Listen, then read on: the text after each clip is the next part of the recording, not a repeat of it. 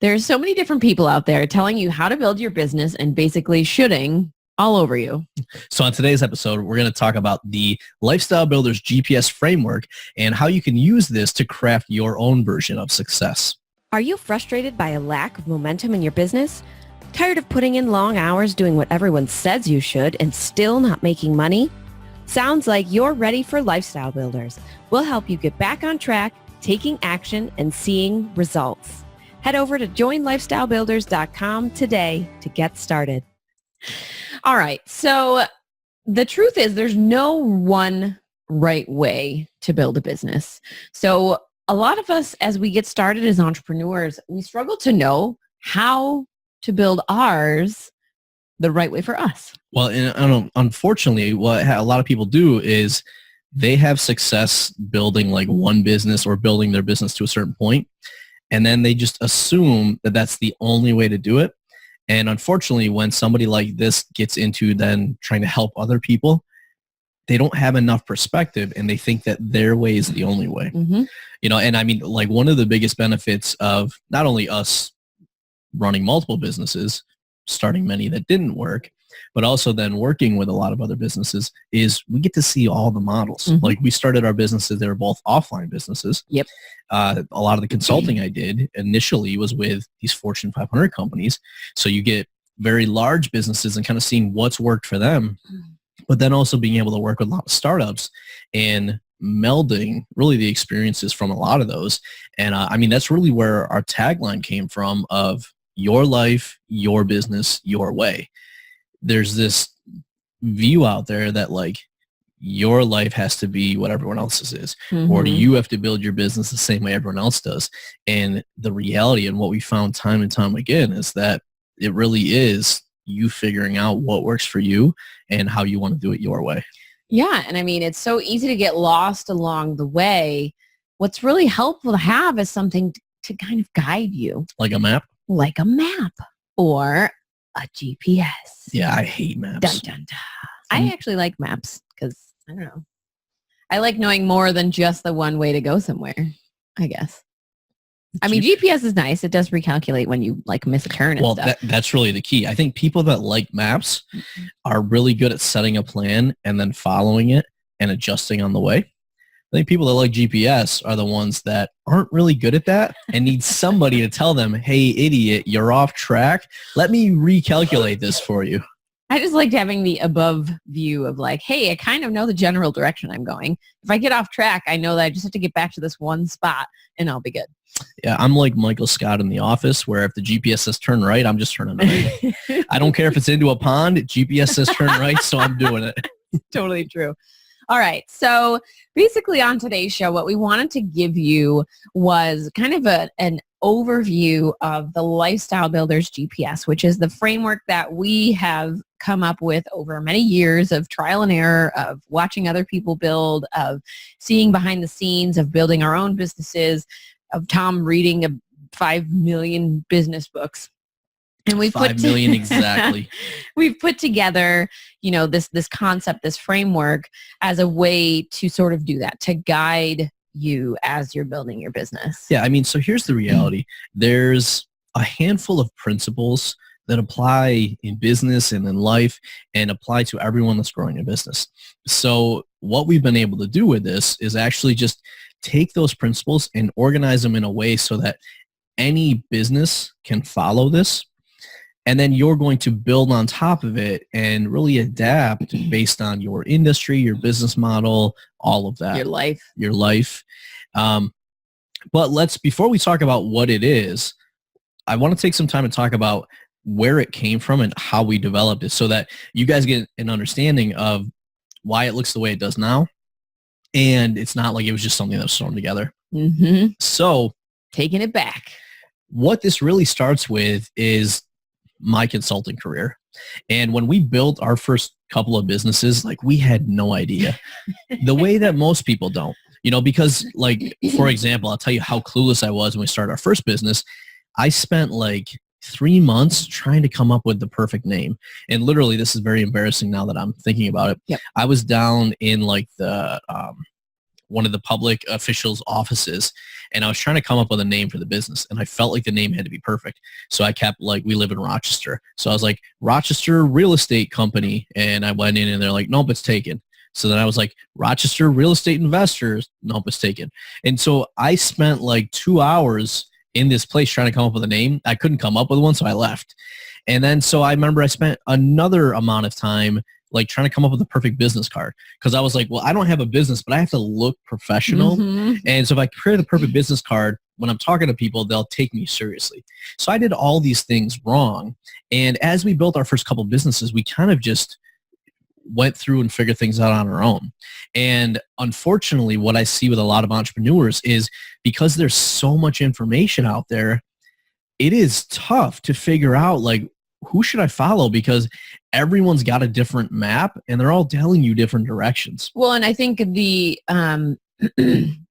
it's a lot different when you're in the offline world. Like we were lucky in the fact that real estate businesses, a lot of people have them.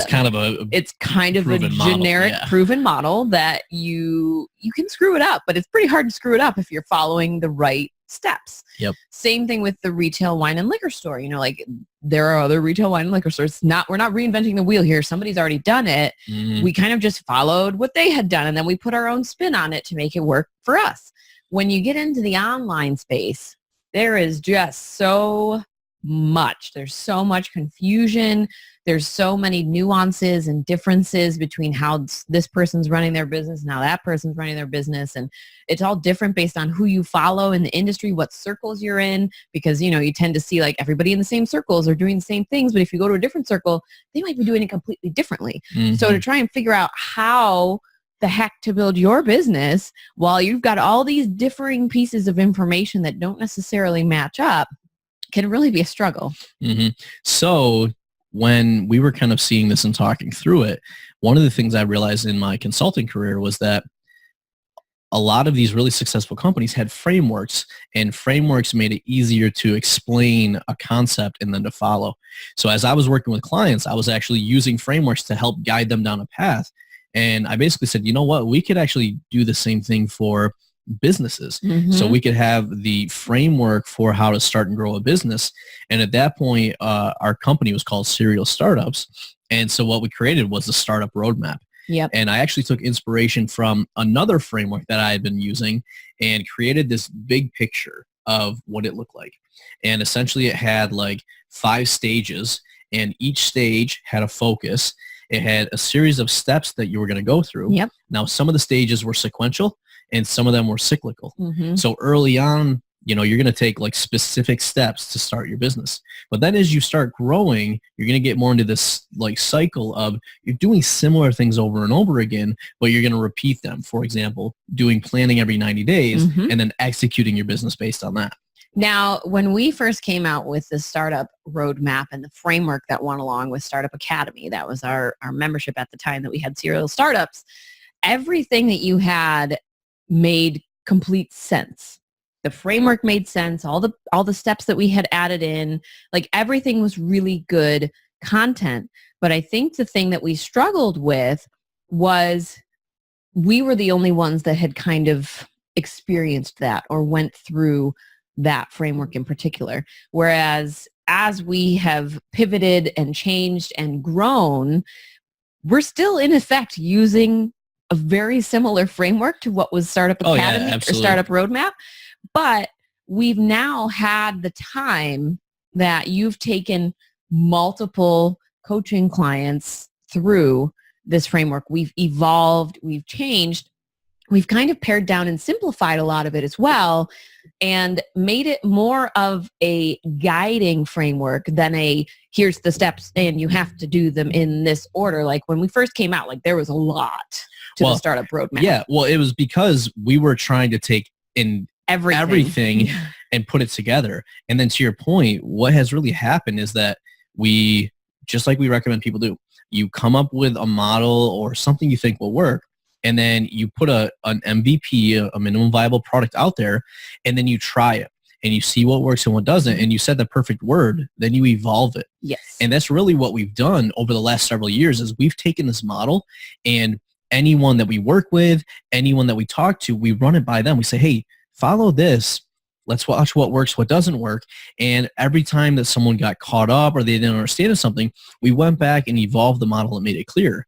And the big thing we really did that I think really helped a lot of people with this was we simplified it. Mm-hmm. So the goal anytime you're trying to do something is you want to take everything away until you can't take anything else away without affecting the result. And so early on, it's kind of like a diamond. So if you've ever seen a diamond before they carve it, like it doesn't look like Pretty a diamond. ugly. Yeah. So, but what that, what's the name of the person that does that cuts a diamond? Oh gosh, I don't know. You're challenging my knowledge of random trivia questions. So now. if you guys know, let us know, because there's definitely a word for it. Yes. But basically what they do is they cut away, and then what's left is the diamond underneath it.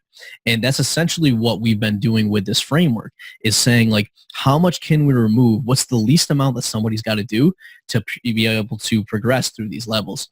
And what we ultimately have now and have been running so many entrepreneurs through is the GPS framework. Mm-hmm. And I think what's so cool about it is that it doesn't matter what your business model is. Correct.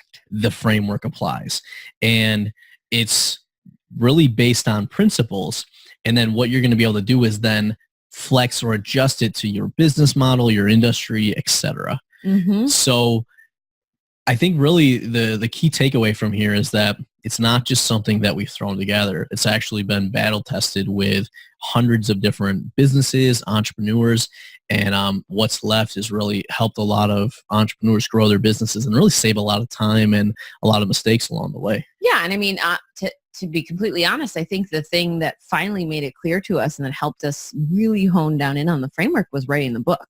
Absolutely. Because the book needed to be the most concentrated, simple form of our framework to be able to share that out with people without it being too overwhelming or, making it to the point of telling people so much that they didn't actually turn around and take action on it. Yeah. And to that point, and actually this is a really good lesson for you guys as you're growing your business, and especially if you have a service business and creating a framework.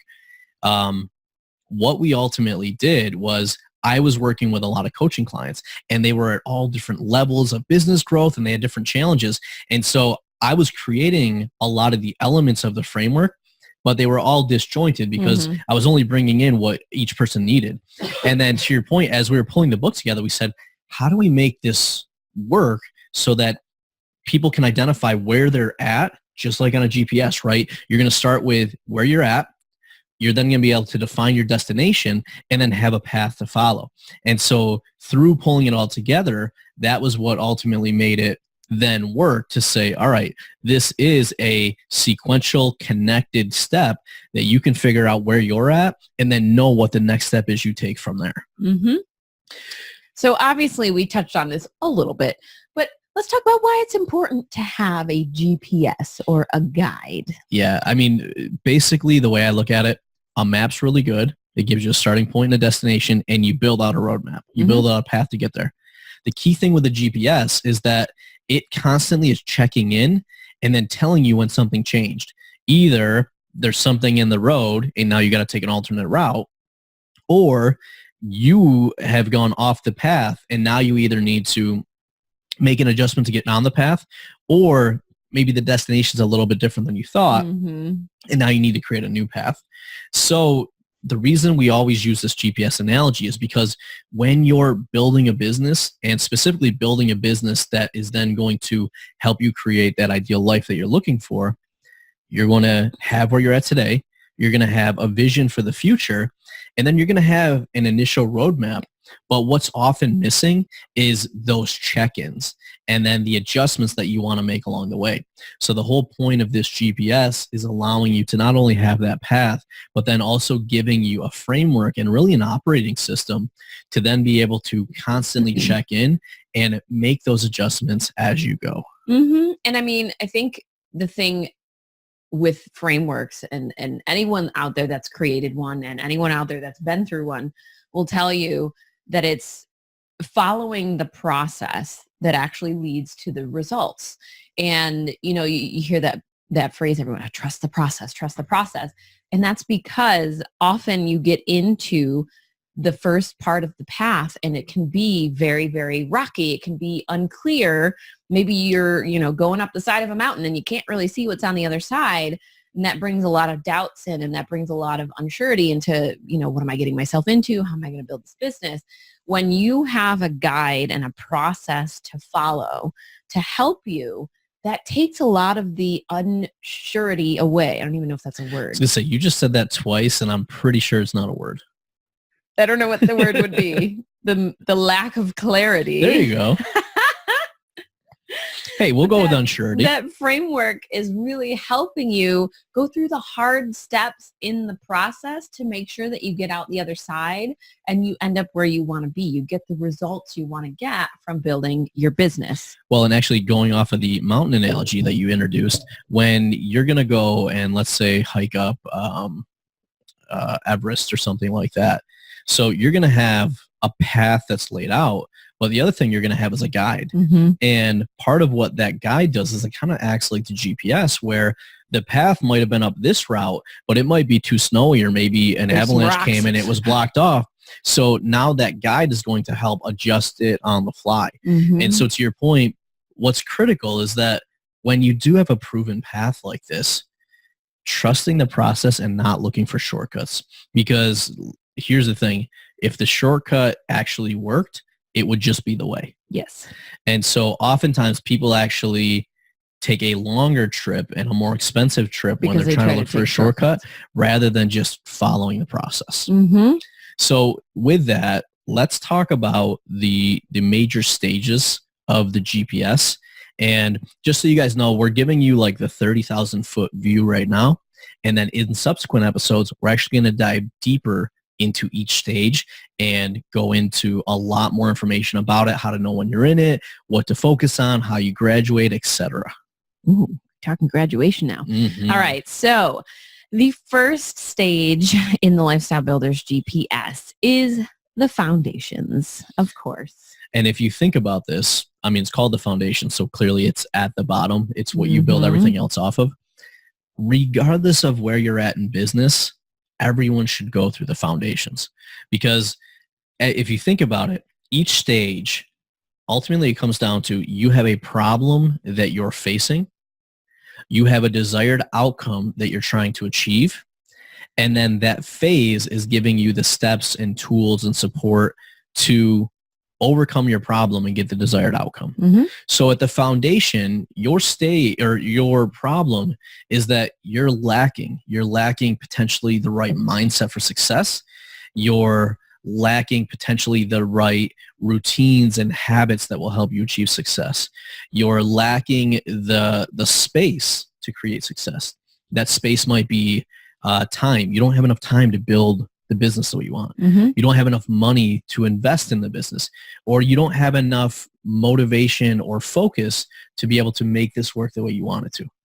So what you're trying to do with the foundation is really make sure that you're removing all of the clutter, all of the distractions, and then building good habits and a good foundation to ultimately allow you to succeed as you get into each stage of building your business. Yeah. And I mean, the foundations piece is really where you are setting the destination. You're taking a look at everything. You're taking a look at your life, at what you want it to be. You're talking to your spouse. You're setting the destination for the GPS in the foundation stage. Yep. So it's really important to start there if you're just starting, but also if you are an established business owner, established entrepreneur, and you're kind of feeling like, things are unaligned, or, you're unsure of your next steps, going back and just taking another look at your foundation stage can do so much for you with clarity, because it helps you kind of clear away all that clutter, like Tom said, and figure out like, okay, well, I said my destination was this. Is that still true? And if it is, then what happened? Like, why am I feeling so off course here? And then you can dive in and take a closer look. Yeah, well, and ultimately, so regardless of what level an entrepreneur is when they come and work with me, the first thing I always have them do is the foundation. Mm-hmm. So I don't care if you're brand new and you haven't started your business yet, or if you're making 7 or 8 figures in your business. we're going to start with the foundation, because what it basically does is it helps you understand where are you at, where do you want to go, and then what are the right things that need to be in place to give you the space to be able to do that, as well as then the system and the cadence for how you're going to drive and ultimately get there. And oftentimes what ends up happening with businesses when they get stuck is that they don't have a good framework or a good operating system for how the business can run and then still support it as it grows. So the foundation, even though it sounds like it's the first thing and then you kind of forget about it, it's really an ongoing thing of how you run your business as you go through each of the stages. Yeah. All right. So next stage in the Lifestyle Builders GPS is the incubator. Yeah. And so basically some of these terms might be familiar to people, and it's because rather than like reinventing the wheel. We're just leveraging what's already there. So if you think about like what an incubator is, even outside of business, it's really like, I always think of chickens, right? Yep. So you're incubating. We had ducks and chickens in the incubator when I was growing up. Yeah. So you're incubating an egg, and basically you're warming it up. You're giving it everything it needs so that it can hatch and then thrive. Yeah, exactly.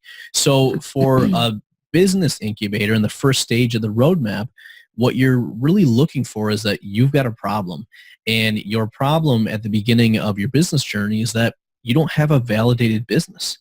And what a validated business means is that ultimately you've got your initial set of customers that are paying you money for your product or service. And now that sounds very simple. And that's why I think a lot of people start a business and then get discouraged and never actually get past the stage, because they're like, oh, well, I have a really good idea and I'll be able to go and just sell it to people. But to make that first dollar, there's a reason businesses put that first dollar on the wall, because to make that first dollar, you've got to know who your target market is. You got to really understand them and what their pains are and what their needs are, what they're willing to pay for. You've got to have the right solution, and you've got to make, like, think of it as a puzzle. You got to make all these pieces line up, and you've got to be able to show them the value and how this solves their problem at the right time so that they'll give you money for the solution. And then you have to be able to support them and make sure that your solution actually helps them get the result that they were paying for. Yeah. How many times have you heard somebody say, oh my gosh, I have this amazing idea, and they go out and they ask all their friends and their family and people that they know, and they tell them the idea, and everyone, oh, that's a great idea. You should totally do that. And they get this sense of false validation because people said this was a good idea and that they would totally buy it. Totally buy that if you make that. Then, you know, that you go through with it, you like, maybe you put up your funds to actually create this product, and you're like, yeah, I got it.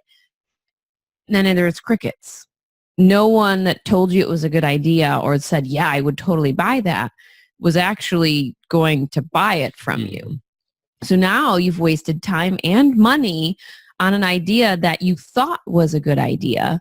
And maybe you had a couple people, you know, tell you, yeah, that's a great idea. What we want to help is for you to not have to go through that process.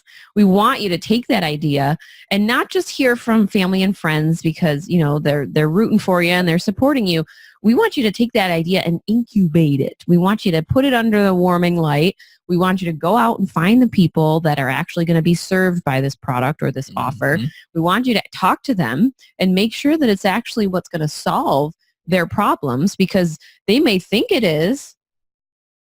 It might actually not be the thing that's going to solve their problems. Like you might not be on the same page as your ideal customer. And you want to make sure that at the end of the day, they're going to be ultimately willing to pay you money for it. Because again, if the problem is not that deep, people might be like, meh, I don't really need it. I don't feel like I can do it myself.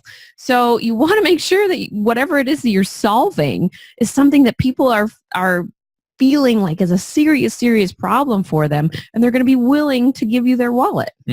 Well, and as we talked about at the beginning, the first iteration of this GPS framework was really good, but it wasn't selling. Correct. And that's because there were missing pieces. The messaging was off. The product wasn't refined yet.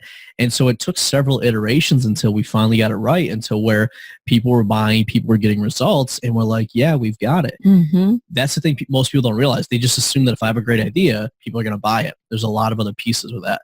So the incubator is all about taking you through that process and getting your first set of customers to get some initial validation that like, hey, there is a need and people are actually willing to give me money to solve that need. And now let's talk about the fact that this is one of those cyclical parts where the incubator, you don't just go through the incubator once and then you're all good. You're going to come back to this stage multiple times through the evolution of your business because you may start off with that first idea, you get it validated and you go.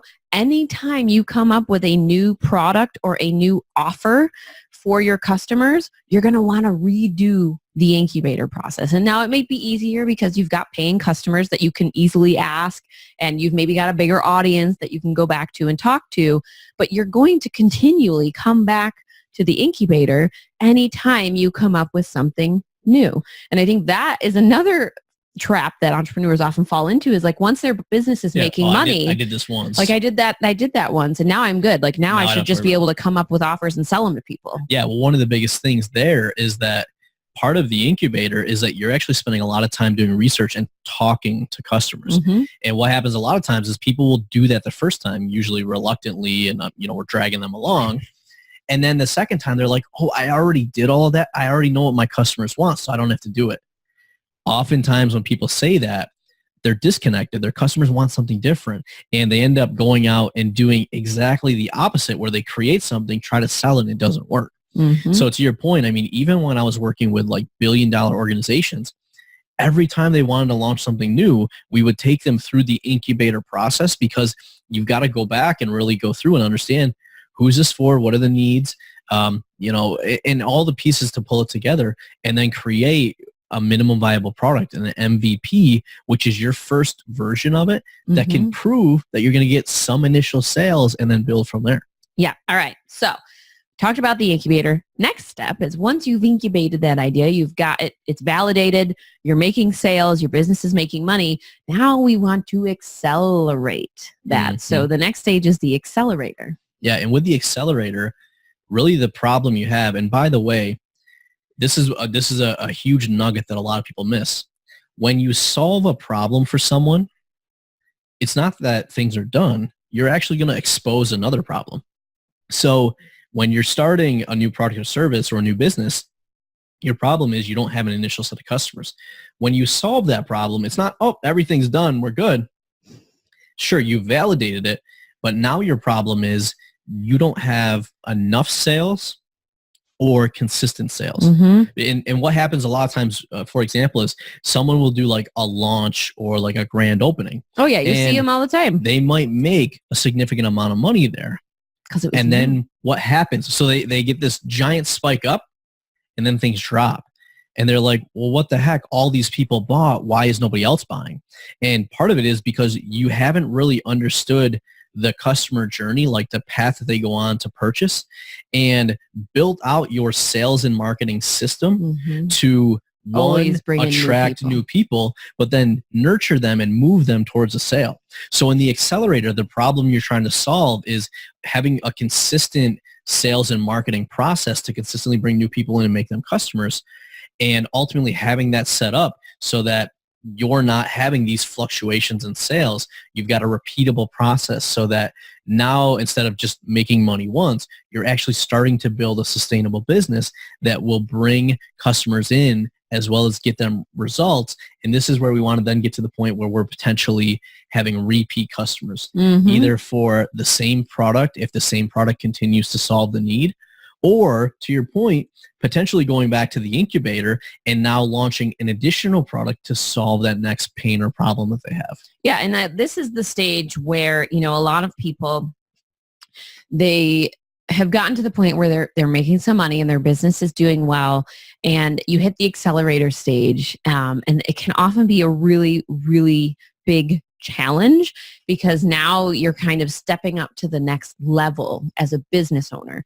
So now you are responsible for building out your sales and marketing so that your business is constantly having new customers come in and having sales.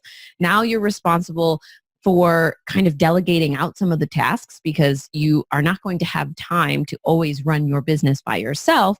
So you've got to start strategically bringing in some team members, which means you have to have systems and processes in place so that everything is working the way it should be without your eyeballs directly on it at all times. Well, I was going to say, and this is where you go from where in the incubator, often it's just you. Mm-hmm. And then in the accelerator, it can also just be you. But to your point, at that, you're going to start bringing on some support. Mm-hmm. It might just be contractors, but now you shift from the solopreneur doing everything yourself to now suddenly you're a leader and a manager, and you've got to worry about other people. And that involves, hiring and delegating and some of this. And you're not going to go crazy typically in the accelerator stage. Mm-hmm. You're going to start getting some people in. Main focus is going to be on sales and marketing, but now it's like, well, I got to build these sales and marketing systems. You're going to probably start spending money as part of that. And whenever you're spending money and whenever you're putting this stuff in place, there's a lot of testing that goes into it. And so without really having the structure and the understanding of how to put this together, it is very easy to spend a lot of money on marketing campaigns around the wrong things. Yeah. Or buying a whole bunch of tools and not ultimately converting enough people or getting clients in at the right price to make a profitable business. And a lot of, companies can get stuck at this point. Mm-hmm. All right. We got one last stage. So when we go to close out the accelerator, and by the way, there's some guidelines, for when you kind of graduate from and solve one problem, move on to the next. With this one, what we're looking for is that we've got a consistent flow of customers coming in. So we've built out some systems and we understand the customer journey well enough that we're able to consistently attract new people, nurture them and warm them up, and then ultimately make sales to the right people. So once we've solved that sales problem, now we get into the scaler stage. And this is where the problem you're running into is now you're basically running out of time because you're making more sales, you're marketing, you're delivering, you're wearing all these hats. And although you've probably started, you might be hiring prior to this point, you likely haven't built a team so that as the business grows, it doesn't take more of your time. Mm-hmm. You likely also don't have systems in place, and you likely haven't developed enough as a leader to be able to run all of that. So in the scaler stage, this is where you're really looking to grow the business and allow the business to grow without it necessarily taking more of your time.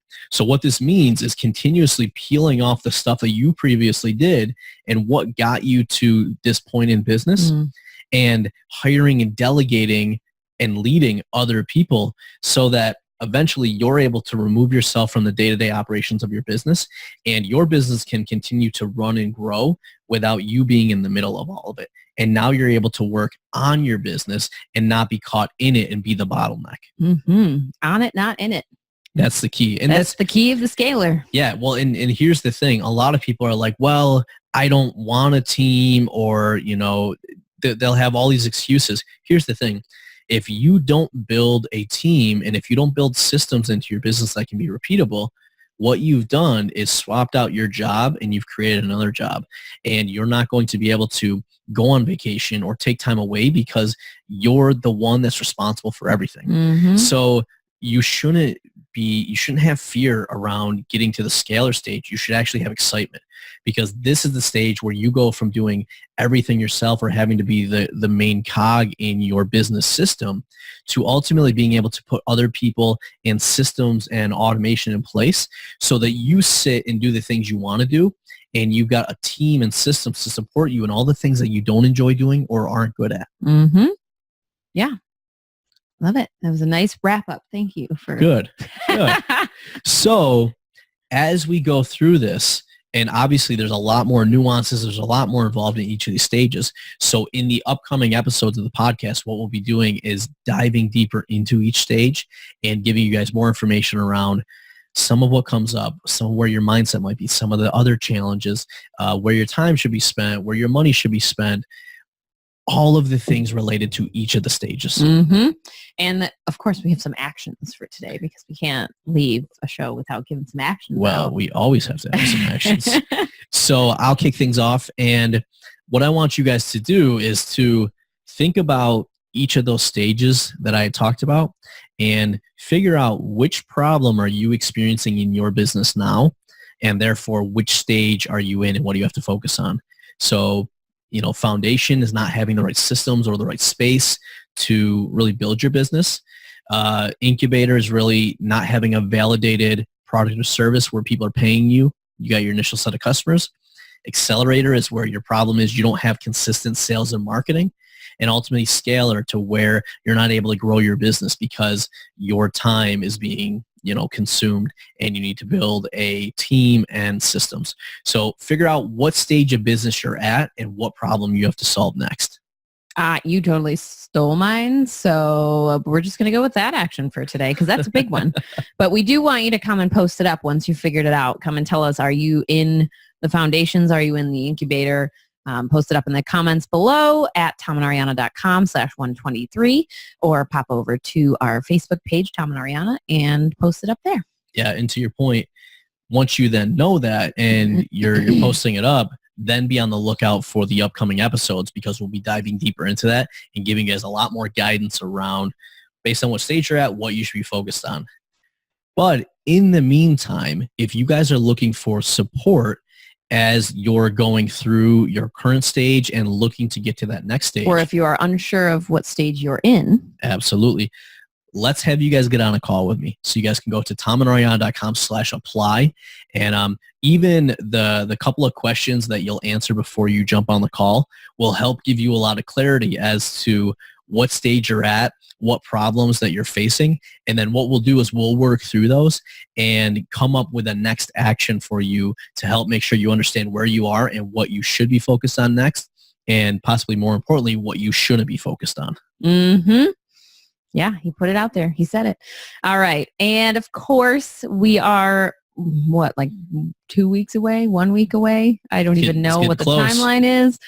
Our Lifestyle Builders book is coming out very, very soon. So if you are interested in learning more about the framework, about diving deeper into it, about our story and our experiences, head on over to tomandariana.com/book so that you can jump on the list and be the first to know when the book is available for you to read.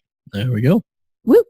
All right. It's been another great episode with Tom and Ariana, your hosts and lifestyle builders. As always, I want you guys to remember that it's your life, your business, your way. We'll see you next time. Bye.